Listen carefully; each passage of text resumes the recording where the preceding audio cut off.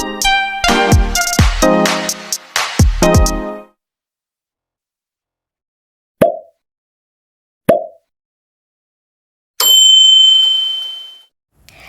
ළමයි යමු මාත් එක්ක ගමනක්.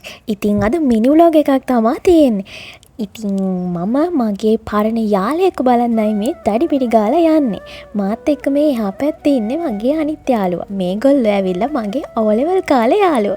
ඇත්තම කියනවා නම් ළමයි මගේ සර්කල් එක හරීම පොඩි. ඉතින් මම ළඟින් ආශ්‍රය කරන හරීම ටික දෙනෙක් ඉන්නේ. ඉතින් ඒ ටික දෙනාට මෙන්න මේගොල්ලොත් අයිති වෙනවා. මට මතක විදියට අපි මේ හම්බෙන්නේ අවුරුදු 2කින් විතර. ඉතින් ළමයි මට මාර සතුටුයි. මොකද ඇත්තටම අපි තුන්දෙනා ඉන්නේ යුනිවර්සිටිස් 3ක. ඔය මට එහා පැත්තේ ඉන්න එක්කෙනා ඉන්නේ කැලණිය යුනිවර්සිටි එකේ. එතකොට අනිත් එක්කෙනා එයා සිනෙක් යුනිවර්සිටි එකේ. ඉතින් අපි තුන්දෙනාට හම්බෙන්න තියෙන chance එක හරීම අඩුයි. ඔන්න කොහොම හරි කතා වෙලා තුන්දෙනාටම පුළුවන් දවසක් හොයාගත්තා. ඉතින් මේ ඉන්නේ අපේ චතුරිකා. මෙයා ඇත්තටම කැමති නෑ වීඩියෝ කරනවට. මේ එයාව පෙන්නන්න එපා කියලා තමයි ওই මූණ වහගෙන දුවන්නේ. ඉතින් සෝරි චතුරිකා, ඔයාගේ වීඩියෝ එක මට දාන්න සිද්ධ වුණා. ඔන්න ඊට පස්සේ චතුරිකාගේ රාජකීය වාහනේ නැගලා අපි පොඩි රවුමක් දාන්න ගියා. ඉතින් ඔය පේනවනේ ඔයගොල්ලන්ට සුපර්මෑන්ගේ වයිෆ් වගේ යන වේගේ. ඉතින් අපි දෙන්න පිටිපස්සේ ඉඳලා මෙයාට පොඩි ජෝක් පාරක් දාගෙන ගියා. හැබැයි ඉතින් පොඩි බයිකුත් හිතේ තිබ්බේ නැතුව නෙවෙයි. මොකද ඒ තරමටම මෙයාගේ ඩ්‍රයිවිං ආයි කියලා වැඩක් නෑ ළමයි.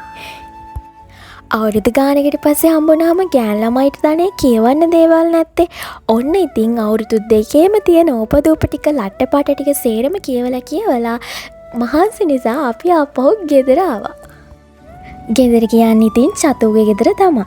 ඒත් ඉතින් චතුගේ ගෙදර වුණාට ඒක දැන් ඉතින් අපේ ගෙදර වගේ තමයි. ඔන්න ඊට පස්සේ අපේ රසාති බබාට එකපාරටම දොළදුකක් ආවනේ කජු පූලම් කන්න ඕනේ කියලා. ගිය වෙලේ ඉඳන් චුරු ගානවා අප්පා කජු පූලමක් ඕනේ කියලා.